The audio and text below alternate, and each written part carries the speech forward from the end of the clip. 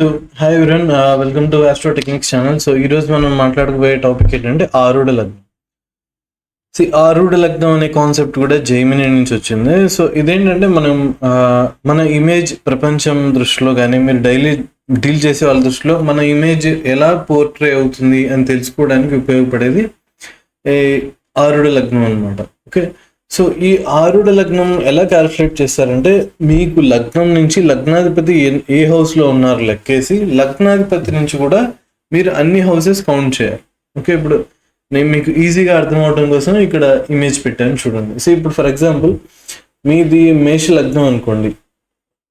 Okay, మేష లగ్నాధిపతి కుజుడు, మీకు ఈజీగా అర్థం అవుతుందని ఆయన ఇక్కడ రాసి పెట్టారు. సో మీకు కుజుడు కనుక ధనస్సు రాశిలో ఉన్నాడు అనుకోండి, అప్పుడు మీరు మేషం నుంచి లెక్కేస్తే ధనుసు రాశి 9వ రాశి అవుతుంది. కాబట్టి సో 9వ హౌస్లో కుజుడు ఉన్నాడు కాబట్టి మీరు ధనుసు రాశి నుంచి 9 హౌసెస్ లెక్క వేయాలి. మీరు 9వ రాశి 9 హౌసెస్ లెక్కేసారు అనుకో ధనుసు నుంచి, అది ఎగ్జాక్ట్గా 4 + 8 9 సింహం అవుతుంది. చూడండి, ధనుసు ఒకటి, మకరము, కుంభము, మీనము, మేషము, వృషభము, మిథునము, కర్కాటకము, సింహం. సో అలా 9 అవుతుంది. సో అప్పుడు మీకు ఆరుడ లగ్నం ఏమవుతుంది అంటే సింహరాశి అనేది ఆరుడ లగ్నం అవుతుంది. సో అలా ఆరుడ లగ్నాన్ని మనం కనుక్కోవచ్చు అనమాట. ఓకే, ఇప్పుడు ఆరుడ లగ్నం మీకు ఏ హౌస్లో ఉంది అనే దాన్ని బట్టి మనం ఏమేమి తెలుసుకోవచ్చు అనేది ఎక్స్ప్లెయిన్ చేస్తాం. ఓకే, సో మీకు ఆరుడ లగ్నం కనుక ఫస్ట్ హౌస్ అయింది అనుకోండి. ఆరుడ లగ్నం ఫస్ట్ హౌస్ అయిందంటే ఏంటి దాని అర్థం? లగ్నాధిపతి కూడా లగ్నంలో ఉన్నాడని. సో దీనికి మనం ఆరుడ లగ్నంకి ప్రిడిక్షన్స్ నార్మల్ లగ్నానికి ప్రిడిక్షన్స్ ఏముంటాయో సేమ్ వస్తాయి.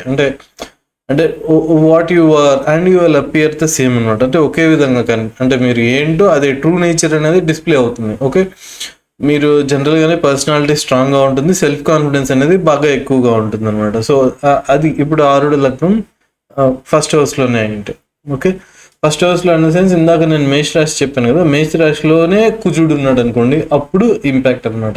ఓకే, నెక్స్ట్ సెకండ్ హౌస్ అనుకోండి. ఫర్ ఎగ్జాంపుల్ ఈ ఎగ్జాంపుల్ సెకండ్ హౌస్లో అంటే ఇప్పుడు ఫర్ ఎగ్జాంపుల్ మేష లగ్నానికి కుజుడు వచ్చి వృషభంలో ఉన్నాడు అనుకోండి, అప్పుడు మీకు ఆరుడ లగ్నం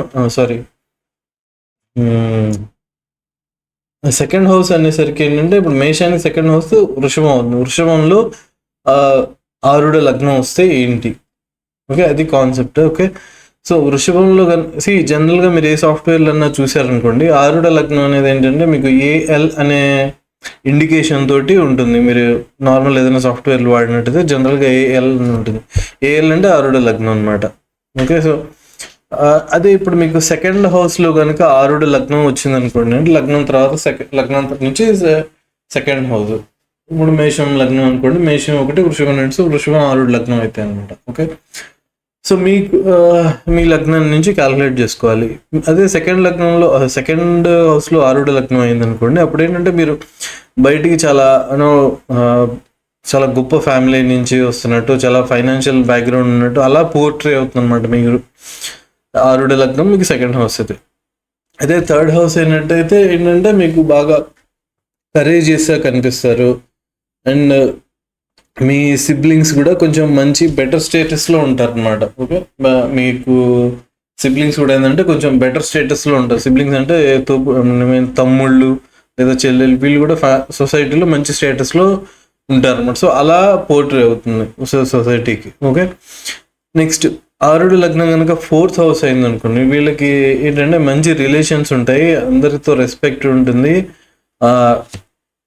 ఎక్కువ అంటే ఇది మెయింటెనెన్స్ అనేది బాగుంటుంది. Maintenance in the sense dressing కానీ లేకపోతే మీ వెహికల్స్ కానీ ఇట్లా అపీరెన్స్ కానీ ఇలాంటివన్నీ మెయింటెనెన్స్ అనేది బాగా ఉంటుంది. రిలేషన్స్ సొసైటీలో ఎవరితో అయినా రిలేషన్స్ అనేవి చాలా బెటర్గా ఉంటాయి అన్నమాట. అదే ఫిఫ్త్ హౌస్లో కనుక మీకు ఆరుడ లగ్నం అయిందనుకోండి, మీకు క్రియేటివిటీ బాగుంటుంది అనమాట. క్రియేటివిటీ అండ్ వీళ్ళు కొంచెం బాగా ఇంటెలిజెంట్గా ఉంటారు. ఇంకా కొంచెం రిలేషన్స్ కూడా ఆపోజిట్ జెండర్తో రిలేషన్ కూడా చాలా బాగా మెయింటైన్ చేయగలుగుతారు. So that is about fifth house. అదే ఇప్పుడు సిక్స్త్ హౌస్లో ఆరుడ లగ్నం ఉందనుకోండి, వీళ్ళు ఎనిమీస్ని డీల్ చేయటంలో బాగా ఎక్స్పర్ట్ అనమాట. సో వీళ్ళు ఎవరైనా ఎనిమీస్ని హ్యాండిల్ చేయటంలో బాగా ఎక్స్పర్ట్గా ఉంటారు, బాగా హ్యాండిల్ చేస్తారు, వాళ్ళ మీద విజయం కూడా సాధిస్తారు. సో జనరల్లీ వీళ్ళకి ఎవరు ఎనిమీస్గా ఉండడానికి అంతగా ఆలోచిస్తారు అనమాట. తొందరగా వీళ్ళకి అగెనిస్ట్గా రావడానికి కూడా ఇంట్రెస్ట్ చూపించరు. సో అంటే జాగ్రత్తగా ఉంటారు అనమాట. సో అది ఆరుడి లగ్నం 6th హౌస్లో ఉంటే. సో ఇప్పుడు అదే ఆరుడి లగ్నం 7th హౌస్లో అయిందనుకోండి. మీరు ఇక్కడ ఇంకొక విషయం గమనించాల్సింది ఏంటంటే, ఏ లగ్నం నేను చెప్పిన ఇప్పుడు ఫర్ ఎగ్జాంపుల్ నేను జనరల్గా సిక్స్త్ హౌస్కి వచ్చేసరికి ఎనిమీస్ గురించి చెప్పాను. సో ఎనిమీస్ నుంచి కొంచెం తొందరగా ఎనిమీస్ని హ్యాండిల్ చేయగలుగుతారు బాగా అని చెప్పాను. సో ఇది ఒకటే కాకుండా మీరు రాశి తత్వాలు కూడా తీసుకుంటే బెటర్.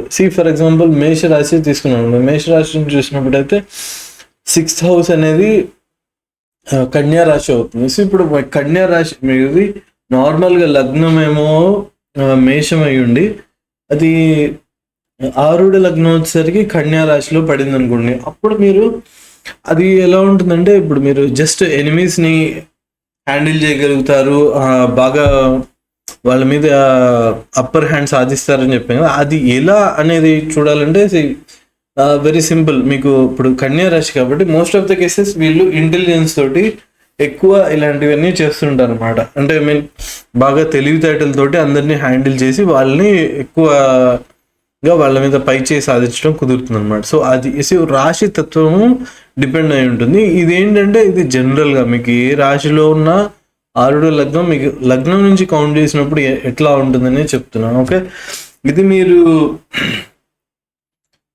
ఏంటంటే రాశి తత్వం చూసినప్పుడు ఇంకా ఎక్కువ ప్రిడిక్షన్స్ చెప్పొచ్చు అనమాట. సో జస్ట్ హౌసెస్ని ప్రకారం చెప్తున్నా, అదే మీరు రాశి తత్వాన్ని కూడా కలుపుకుంటే ఇంకా బెటర్గా చెప్పొచ్చు. ఫర్ ఎగ్జాంపుల్ మీరు ఏంటంటే ఇప్పుడు ఫర్ ఎగ్జాంపుల్ మీకు కన్యా లగ్నం కన్యా రాశి కనుక ఆరుడు లగ్నం అయిందనుకోండి, నేను చెప్పాను కదా ఇంటెలిజెన్స్ హ్యాండిల్ చేస్తారని. అది కూడా మీరు ఏంటంటే దాంట్లో ఎక్స్పర్ట్ అయిపోతారు. బికాజ్ 6th హౌస్ వచ్చేసరికి ఏంటంటే మీరు డైలీ అలాంటి వాళ్ళని హ్యాండిల్ చేయాల్సి వస్తుంది. క్రిటిక్స్ని కానీ విమర్శించే వాళ్ళని ఇట్లా కొంచెం ఎక్కువగా హ్యాండిల్ చేయాల్సి వస్తుంది. సో అప్పుడు ఏంటంటే మీరు ఇంకా ఆ టాపిక్లో ఎక్స్పర్ట్ అయిపోతారు అనమాట. So that's how things go అనమాట. నెక్స్ట్ ఆరుడ లగ్నం కనుక 7th హౌస్ అయిందనుకోండి, మీకు ఏంటంటే సొసైటీలో మీకు పార్ట్నర్షిప్ ఏదో బిజినెస్ చేయాలనుకున్నప్పుడు పార్ట్నర్షిప్స్ ఈజీగా దొరకటం కానీ, మ్యారేజెస్ విషయంలో కూడా మీకు మంచి పార్ట్నర్ దొరకటం కానీ ఇలా అవుతుంది. అంటే మీకు సొసైటీలో ఉన్న రిలేషన్స్ ద్వారా ఈ విషయాల్లో మీకు బాగా అనుకూలంగా ఉంటుంది అనమాట. ఓకే, అదే మీకు ఆరుడ లగ్నం 7th హౌస్ అయిందనుకోండి, మీ సొసైటీలో అందరికీ మీ గురించి క్యూరియాసిటీ అనేది ఉంటుంది అనమాట. వాళ్ళు కరెక్ట్గా ఎస్టిమేట్ చేయలేరు. సో ఆ క్యూరియాసిటీ అనేది ఉంటుంది అనమాట. ఇతను ఎప్పుడు ఎలా ఉంటాడు చెప్పడం కష్టం అనే సిచ్యువేషన్ ఉంటుంది అనమాట. ఎవరికైనా ఇతను ఎప్పుడు ఎలా రియాక్ట్ అవుతాడు అనే థాట్లో ఉంటారు అనమాట అందరూ. ఓకే, సో అది 8th హౌస్లో అయితే. అదే 9th హౌస్లో కనుక ఉన్నట్టయితే అందరికీ ఏంటంటే మీరు బాగా ట్రెడిషనల్ పర్సన్ అని, ట్రెడిషనల్ రిలీజియన్స్ ఇవి బాగా ఫాలో అవుతారని అలాంటి ఒపీనియన్ పడుతుంది. కానీ ఇక్కడ ఇంకొక విషయం ఏంటంటే, ఇక్కడ కొన్ని ఎక్సెప్షన్స్ ఉన్నాయి. అంటే ఇక్కడ 9th హౌస్ నేను చెప్పాను ఇప్పుడు ట్రెడిషనల్ పర్సన్గా పోర్ట్రే అవుతుంది అని. కానీ మీకు ఒక్కొక్కసారి ఏమవుతుందంటే, ఇప్పుడు కుజుడు ఉన్నాడు అనుకోండి, కుజుడు కనుక 9th హౌస్ అయ్యి అది కూడా మీకు ఏ మకర రాశి అలాంటివి పడింది అనుకోండి, సో బాగా ప్రాక్టికల్ పర్సన్ అయిపోతారు. మీరు బాగా ప్రాక్టికల్ అవుతారు. And most of the cases మీరు ఒక ఎథీస్ట్ లాగా కూడా కనిపించే అవకాశం ఉంది. ఇది అక్కడ 9th హౌస్లో మీకు ఆరుడ లగ్నాధిపతి ఎవరు అంటే ఏ రాశిలో పడింది అనేది దాన్ని బట్టి కూడా ఉంటుంది. సో ఇక్కడ మీ ఇమేజ్ ఎలా ఉంటుందంటే, మోస్ట్లీ ట్రెడిషనల్లో మీ ట్రెడిషన్స్ గురించి మీ పర్స్పెక్టివ్ ఏంటి అనే దాన్ని బట్టి మీ ఇమేజ్ ఏర్పడుతుంది అనమాట. అంటే ఇప్పుడు ఫర్ ఎగ్జాంపుల్ మీ ట్రెడిషనల్ పర్సనా లేకపోతే ఎథియిస్ట్ పర్సనా, ఇలాంటి పాయింట్ ఆఫ్ వ్యూతో మీ ఇమేజ్ అనేది ఏర్పడుతుంది. మిమ్మల్ని చూడగానే నాస్తికుడనో లేకపోతే ఇతను బాగా దైవభక్తి కలిగినడనో అట్లా మిమ్మల్ని చూడగానే ఇంప్రెషన్స్ అలా పడుతుంది అనమాట. ఓకే, అదే ఇప్పుడు 10th హౌస్లో ఉందనుకోండి, మీకు మీ జాబ్ వల్ల ఇట్లా మంచి ఫేమ్ అనేది ఏర్పడుతుంది. మీ జాబ్ గురించి అందరూ కొంచెం గొప్పగా అనుకుంటుంటారు అనమాట. సో దట్స్ హౌ, అంటే మీ జాబ్ని బట్టి మీ ఇమేజ్ అనేది ఉంటుందన్నమాట. ఓకే,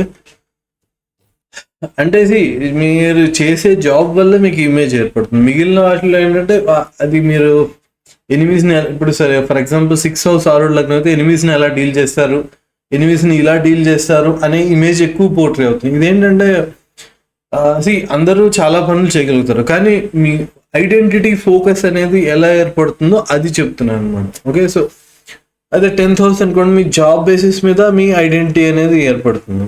ఓకే, దీనికి ఏంటంటే మీరు లగ్నం ఎన్ని డిగ్రీస్లో ఉంది అండ్ లగ్నాధిపతి ఎవరు, ఇలాంటివి కొన్ని, మళ్ళీ ఆరుడు లగ్నం ఏ రాశిలో ఉంది, ఇలాంటివి చూసామంటే అప్పుడు మీకు పాజిటివ్ ఇంప్రెషన్ ఏర్పడుతుందా నెగిటివ్ ఇంప్రెషన్ ఏర్పడుతుందా అనేది కొంచెం జస్టిఫై చేయడం కుదురుతుంది. ప్యూర్గా ఇలాగే చెప్పాలంటే కొంచెం కాంప్లికేటెడ్ అనమాట, బట్ రాశిని బట్టి కొంతవరకు చెప్పచ్చు. ఓకే, సో నెక్స్ట్ ఆరుడు లగ్నం కనుక మీకు 11th హౌస్లో ఉందనుకోండి, అప్పుడు ఏంటంటే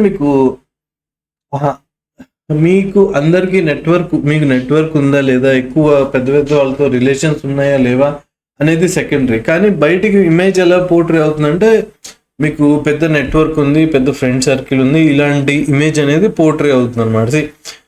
ఒక్కొక్కసారి రీల్స్లో చూస్తుంటాం, ఎన్ఆర్ఐ గురించి అందరు ఏమనుకుంటారంటే డబ్బులు కుప్పలుగా ఉన్నాయి అనుకుంటారు, కానీ రియాలిటీ ఏంటి అని చెప్పి చిల్లర లెక్క పెట్టుకుంటున్నట్టు ఇట్లా వస్తుంటాయి. సో నేను చెప్పేది ఏంటంటే బయటికి మీ ఇమేజ్ ఏంటి అనేది ఆరుడు లగ్నం చెప్తుంది, అంతేకాని వాట్ ఈస్ ట్రూ అనేది కొంచెం డిఫరెంట్ అనమాట.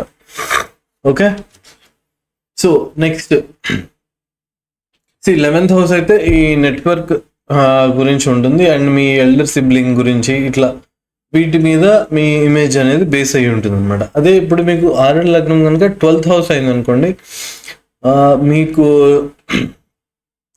కొంచెం డెవోషనల్ సైడ్ ఇట్లా కూడా కొంచెం ఇంట్రెస్ట్ ఉంటుంది, అంటే సమాజంలో కొంత ఇమేజ్ అనేది ఉంటుంది, కొంచెం డెవోషనల్ పర్సన్ అని కానీ, లేకపోతే మోస్ట్ ఆఫ్ ది కేసెస్ మీకు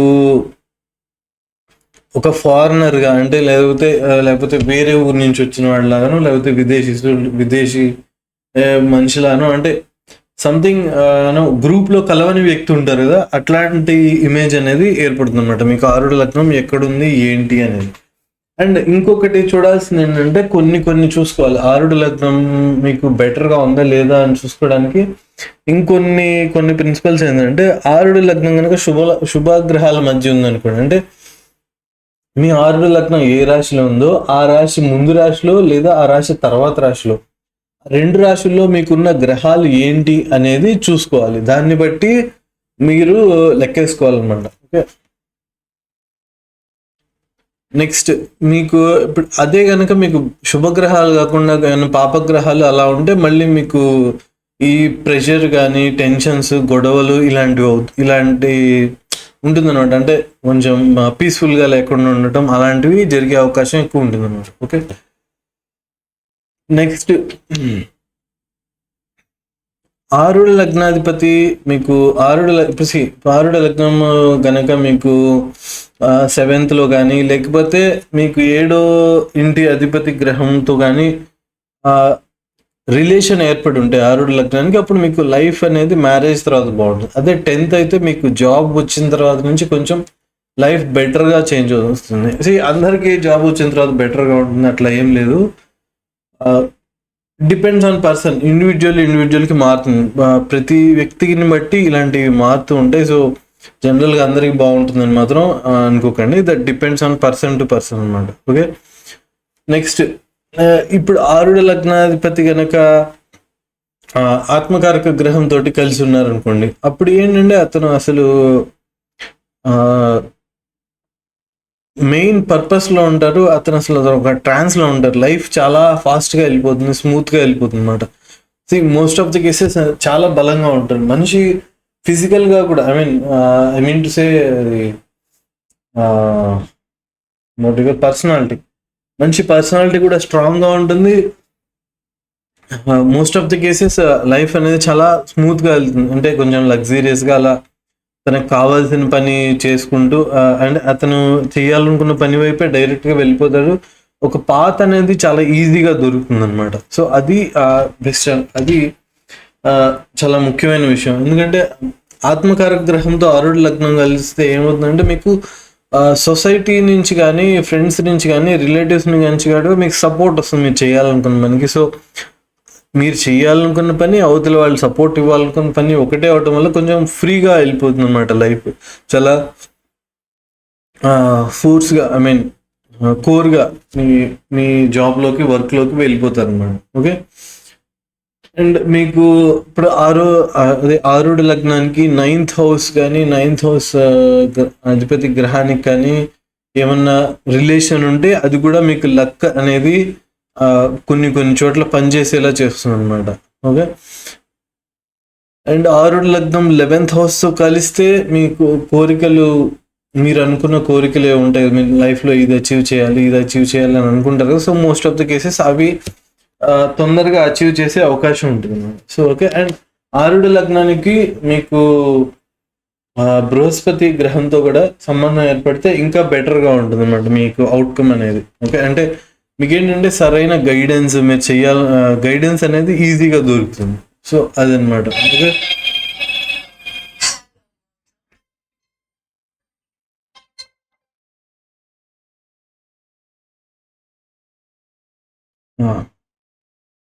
సో ఇంకా ఇంకా ఇంకా కొంచెం డీటెయిల్గా వెళ్ళొచ్చు, అది పర్సనల్ చాట్ని బట్టి వెళ్ళొచ్చు అనమాట. ఓకే. సో ఎవరైనా కన్సల్టేషన్ బుక్ చేసుకోవాలనుకుంటే నేను లింక్, నెంబర్ షేర్ చేశాను, మీరు బుక్ చేసుకోవచ్చు అనమాట. Okay. So that's it for this video. మీకు ఏమైనా డౌట్స్ కానీ అలాంటివి ఏమైనా ఉంటే కింద కామెంట్ చేయండి. I will try to answer. Okay, as much as possible. మీరు చేసే కామెంట్ని బట్టి ఉంటుంది అన్నమాట నా response. Okay. That's it for this video. Please like, share and subscribe. Bye bye.